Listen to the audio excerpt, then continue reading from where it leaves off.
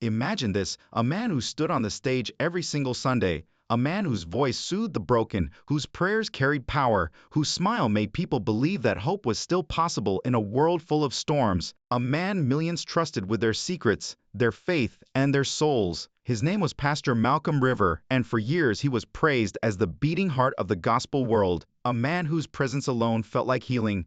Yet behind the lights, behind the applause, behind the image that shaped his legendary reputation, destiny quietly prepared a twist no one, not even the people closest to him, could ever have predicted. What the world saw on stage was only the bright surface. The darker, hidden side stayed locked behind quiet halls, untouched by rumor, unseen by the public, until Bishop Ardan finally spoke and shattered the illusion. You won't believe the weight of what he revealed, because even those who stood next to Malcolm for years never imagined the truth would shake them like this. For decades, the world treated Pastor Malcolm like a symbol, untouchable, powerful, chosen. His sermons attracted crowds so large that people waited outside for hours just to hear his voice. His messages spread across the internet like wildfire, each clip shared by millions convinced his words were divinely guided. But let me tell you something. Every legendary rise carries a shadow behind it. And this is how the shadow of Pastor Malcolm's story slowly began to form. Quietly, subtly, so softly that no one recognized the danger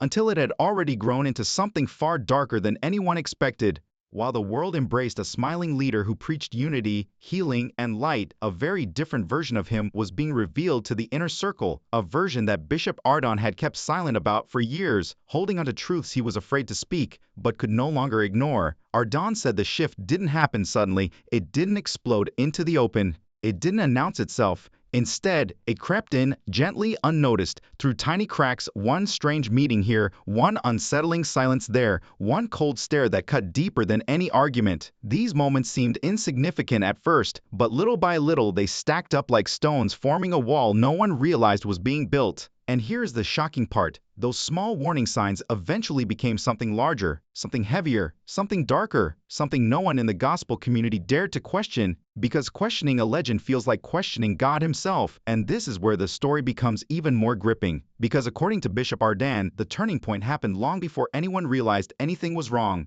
Malcolm River didn't rise from comfort or privilege. He grew up fighting for every inch of progress, every opportunity, every moment of respect. He built his ministry from nothing. Literally nothing. Starting in a tiny neighborhood church where fewer than 10 people showed up to hear him preach. He worked day and night, pushing past exhaustion, empty pockets, and loneliness. Over the years, he grew influence like a tower, brick by brick, until the ministry became a powerhouse people envied. People admired his ambition. They praised his drive. They called him unstoppable. But the craziest part is this. The same ambition that lifted him toward greatness slowly began to pull him somewhere else. Somewhere where control mattered more than compassion, where loyalty replaced love, where strategy replaced sincerity. Bishop Ardan said the first unmistakable red flag appeared in what seemed like an ordinary planning meeting. On the outside, everything looked normal. Leaders gathered around a long table, notebooks open, ready to discuss upcoming projects. But Ardan noticed something no one else caught. Malcolm's tone had shifted. His questions were sharper, colder, his patience thinner than a thread. He was no longer the gentle leader they knew. He challenged people without warning, questioned their loyalty over the smallest errors, dismissed ideas the moment they were spoken. And what makes this story even more chilling is that even the oldest advisors,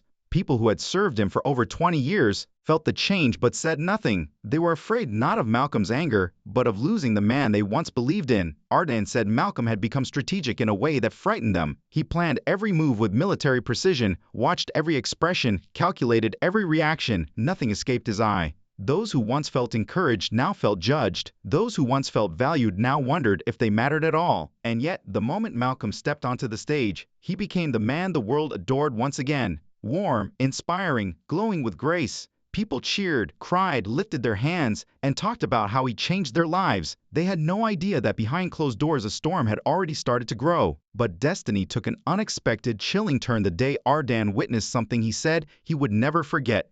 It didn't come with shouting. It didn't come with chaos. It wasn't a dramatic confrontation. It was a quiet exchange, a cold stare, and a single decision that shook even the strongest members of the team. That decision, small on the surface, revealed the new Malcolm River, the one the public would never see. And while the world continued praising him like a king of the gospel world, the storm backstage expanded, gathering force like thunder rolling across a darkening sky. The unraveling didn't happen overnight. It unfolded slowly, painfully, in a series of moments that Arden described as beautifully disguised disasters. It all came to a head on a day that looked completely normal from the outside. The church was preparing for its biggest annual event, an event thousands waited for every year. Volunteers rushed through hallways, phones rang non-stop, and the building buzzed with excitement. But inside the private conference room, where only the most trusted leaders were allowed, the atmosphere felt thick, heavy. Arden said he felt it the moment he walked in. Malcolm entered with a calm face, but there was something in his eyes. Quiet, calculated, unreadable. You won't believe what happened next. The meeting began, and Malcolm didn't ask the typical questions about progress or planning. No.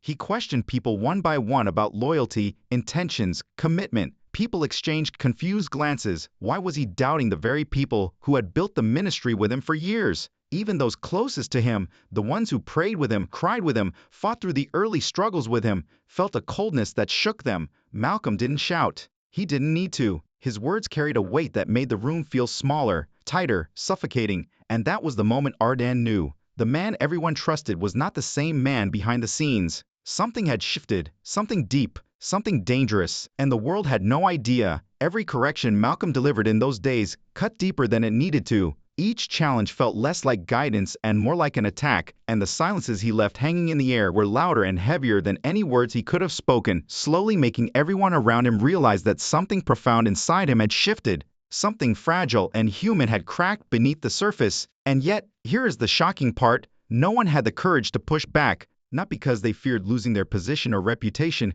but because they feared losing him, the man they once believed was unshakable, the same man who had prayed with them in their darkest nights, lifted them when they could barely stand, and guided them through storms they thought would swallow them whole. One of Malcolm's oldest advisors, who had stood beside him for over 15 faithful years, finally gathered the courage to speak, gently asking why things had become so tense, why the atmosphere felt like a battlefield instead of a ministry. And this is where everything took an unexpected turn, because instead of opening up or offering clarity, Malcolm turned the question back on him, asking why he felt entitled to question the leader of the ministry, and before the advisor could even finish explaining, Malcolm cut him off, leaning forward with a quiet intensity and asking if he still trusted the vision. A simple question, yes, but according to Arden, it felt like a test with only one safe answer. And what makes this entire moment so heartbreaking is that this advisor had walked with Malcolm through every rise, every fall, every miracle, and every hardship. Yet loyalty, which once flowed effortlessly like a river between them, had suddenly transformed from a bond into a requirement, something to prove instead of something to share. After the meeting, Arden found that advisor sitting alone in the hallway, stunned, shaken, whispering that he had never seen such a side of Malcolm in all the years he had known him. And the craziest part is that the world outside had no idea. They only saw the glowing, passionate pastor on stage, the man whose voice could make thousands cry, laugh, or shout with joy, while those inside the circle quietly felt everything cracking beneath the surface. As the weeks passed, the tension didn't fade. It grew thicker, heavier, and Arden said every meeting felt like walking on glass because no one knew what would upset Malcolm, what tiny detail would trigger his silent disappointment, or when he might suddenly confront someone with an intensity that left them breathless. People whispered their worries only when they were absolutely sure he wasn't around, afraid that even their careful words might travel back to him. And through all of this, Malcolm continued preaching sermons that shook the building, sermons that left crowds weeping, raising their hands, feeling the presence of God, so much so that it felt impossible to believe the man behind the pulpit was the same man behind closed doors. But destiny twisted again, when a small disagreement between two staff members reached Malcolm's ears. Normally he would have gathered them, listened with patience, and guided them back to unity, but this time he didn't even give them the chance to speak, immediately questioning their character, their dedication, and even their place in the ministry. The pressure in that room became so heavy that even people who weren't involved felt it in the pit of their stomachs. And that's when everyone realized that something much bigger, much darker, much more serious was happening, and whatever it was, it would not stay hidden forever. The tension didn't fade, in fact. The following weeks were some of the most intense Arden ever lived through. Malcolm seemed to be testing everyone around him, pushing limits no one expected, and you won't believe how deeply it affected the staff. Some of the most confident leaders began doubting themselves, questioning whether they had ever truly known the man they had followed so loyally for years. What made this season even more troubling was how unpredictable Malcolm became. One day he would praise someone publicly, lifting them higher than ever, and the very next day that same person would feel the crushing weight of his disapproval behind closed doors. A quiet fear settled among the staff, one that no one dared to speak about beyond whispered conversations in empty hallways.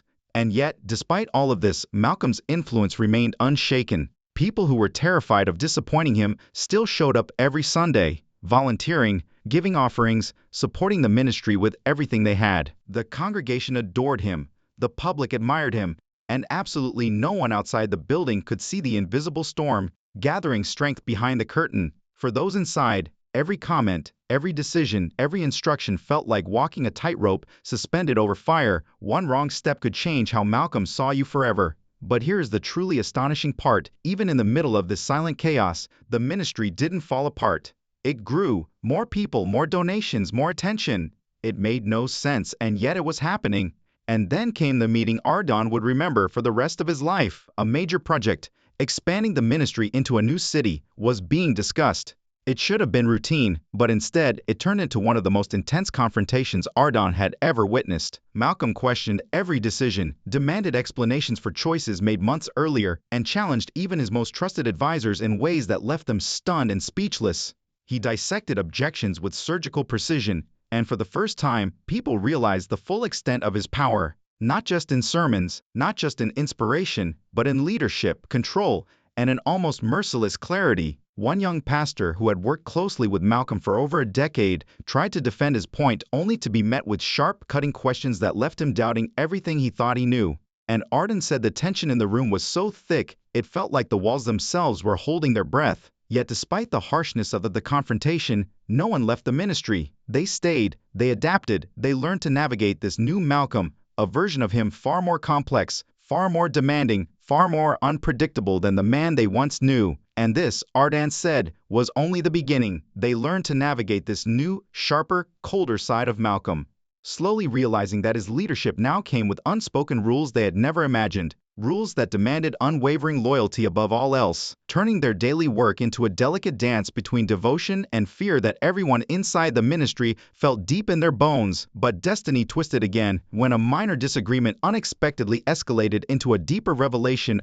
about the true nature of Malcolm's leadership, revealing hidden cracks they had been too afraid to acknowledge. During a heated discussion, Ardon explained, a quiet conflict rose to the surface, showing that Malcolm's decisions were affecting far more than schedules. People's careers were suddenly questioned, reputations trembled, and personal relationships quietly strained beneath the weight of choices no one had anticipated. And yet Malcolm still maintained his calm, inspiring, almost saint-like demeanor in public, leaving those outside the ministry completely unaware that behind the curtain everything was different, divided, and dangerously fragile. Ardon said the duality of Malcolm's personality fascinated and frightened everyone around him, because by the end of those weeks the staff had learned to expect the unexpected, walking on eggshells as they balanced their dedication to the ministry with the growing uncertainty of how Malcolm might respond to even the simplest question. But the craziest part was how everyone adapted anyway, still giving their best, still serving, still showing up, while carrying the silent weight of hidden conflicts, rising pressure, and the merciless edge of a leader they no longer fully recognized. The tension grew thicker every day, and everyone could sense the story had not yet reached its peak. Something bigger was waiting just beyond their sight, something that would completely change how they viewed the man they followed so faithfully. As time went on, the pressure inside the ministry reached a breaking point, and Bishop Ardon revealed that the final twist began when a personal choice made by Pastor Malcolm River unexpectedly affected not just his staff, but even his closest friends and family. A decision that seemed small on the surface but carried massive consequences no one saw coming. It triggered whispers, doubts, and quiet conversations in every corner of the ministry, people questioning not just his leadership, but the very foundation of the trust they had built with him for years. And this is where everything grew even more intense. Even those who had been with him since the beginning started to realize they did not know him as well as they thought. Ardon described the private meeting that changed everything. Malcolm called his top advisors to discuss a sensitive matter regarding the future of the ministry. From the outside, the meeting looked ordinary, but inside the room, tension filled the air like a storm about to explode. Every word Malcolm spoke felt heavy, every glance questioned loyalty, and even the most seasoned advisors, those who thought they had seen everything, felt unprepared for the sharpness of his questions. These were not questions about work, these were questions about character, commitment, faithfulness, and trust. People left the room shaken, unsure of where they stood, unsure whether their years of service still mattered, unsure if the Malcolm they stood beside was still the same man. And the craziest part, Ardan said, was how Malcolm balanced this ruthlessness with undeniable charm. To the public, he remained the inspiring, larger-than-life pastor who could move crowds to tears, who seemed to carry the voice of heaven itself. But behind closed doors, he demanded perfection, loyalty, obedience that left no room for hesitation. Destiny twisted dramatically again when one staff member, after months of unbearable pressure, finally spoke up during a tense meeting. Malcolm's response was merciless, calculated, and surgically precise. He dismantled every objection, every concern, every thought the staff member raised, leaving the man doubting his own judgment and questioning whether he had misunderstood everything he thought he knew. And yet, Arden said, even after that brutal confrontation, most staff members chose to stay loyal, despite the fear, despite the confusion, despite the slow unraveling of trust behind the scenes. It proved the powerful hold Malcolm had over the people who admired him, trusted him, and feared disappointing him. But the personal toll was immense. Relationships were strained, alliances quietly broke, and trust shattered in ways that few people outside the ministry could ever imagine. Still, the public continued to cheer for Malcolm. They cried during his sermons, celebrated his presence, and believed he was a vessel of hope. But here is the heartbreaking truth. Those closest to him carried invisible scars, forced to navigate a world shaped by ambition, control, loyalty, and silent suffering. This was the side of leadership no one talked about, the merciless human side that shaped the ministry as much as the sermons, books, and public appearances ever did. By the end, Arden said what people needed to understand was the duality of Pastor Malcolm River. On stage, he was inspiring, magnetic, powerful, larger than life. But behind the scenes, he was a strategist, a man who demanded everything from the people around him, a man whose success, influence, and power came at a cost. Sometimes at the cost of the people who trusted him most. And this is where the story became even more captivating. Despite all the tension, fear, and hidden conflicts, the ministry continued to thrive. People continued to follow. The story was far from simple. It was layered, twisting, full of contradictions that challenged everything the public believed about leadership, trust, loyalty, and human complexity. And when Arden finally finished sharing the truth, he left viewers with a question that lingered long after the story ended. How do we admire greatness while acknowledging its cost? How do we reconcile inspiration with the human flaws hidden behind the curtain? You won't believe how thin the line can be between brilliance and mercilessness. The story of Pastor Malcolm River stands as a reminder that even legends are human, even heroes have shadows, and even the most merciless moments can exist alongside extraordinary impact. And as every listener reflected on his words, one thing became painfully clear.